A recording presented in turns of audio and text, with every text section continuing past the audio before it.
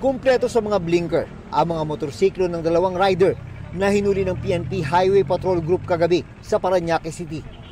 Natsyempohan umanong may ine-escorta ng dalawa kaya sila pinara. Sir, sabi namin na naka-escort kami kay Senator. Kung tumabi naman kami sa kanila ng mga... Unang-una, sir, mali, ba't nyo binanggit yung pangalan ni Senator? Eh di na-booking tuloy yung Senador. Di ba kayo nabigyan ng instruction ni Commander? Talay. Wala umanong violation ang kakonvoy na si Senador Francis Tolentino na pinapayagang magka-escort. Wala daw violation si Senator Tolentino na pinapayagang magka-escort. Okay? So,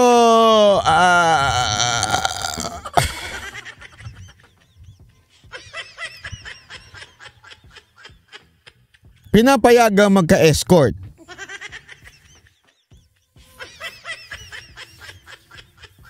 Tingnan nga natin, tuloy na. Nasabi pinapayagan daw ang senator.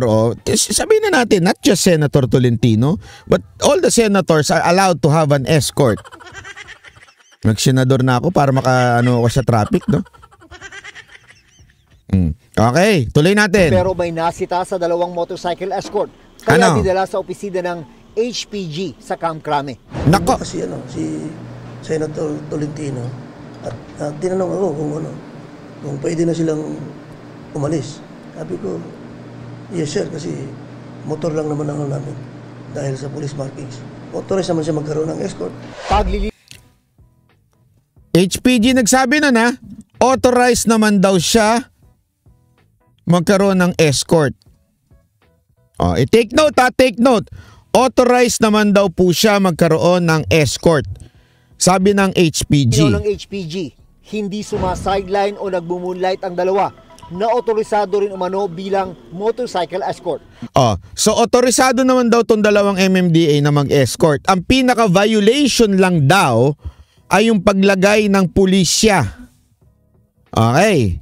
Paglagay ng pulisya na sticker at saka yung master rider. Kasi pag tiningnan nyo po yan sa website, Facebook page ng HPG, pinagbabawal na po maglagay ng mga master rider. MMDA po ba kayo?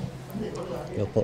Matagal na po kayong escort ni Senator Tolentino? Opo. Opo. Ano na po katagal? Nung chairman pa po siya. Si Senator Francis Tolentino ay nagsilbi dati bilang MMDA chairman. Humingi ng paumanhin sa publiko sa Senador Tolentino. Aniya, dapat imbestigahan ang paggamit nila ng PNP sticker, pati ang mga source nito. Sabi niya, walang kinalaman ang kanyang opisina sa mga sticker o markings. At may point naman si Senator Tolentino dito, walang kinalaman yung senador kung ano man yung nilagay doon sa sticker nung nag-e-escort sa kanya. Okay? Kasalanan nung nag-e-escort sa kanya na MMDA na hindi naman pala pulis.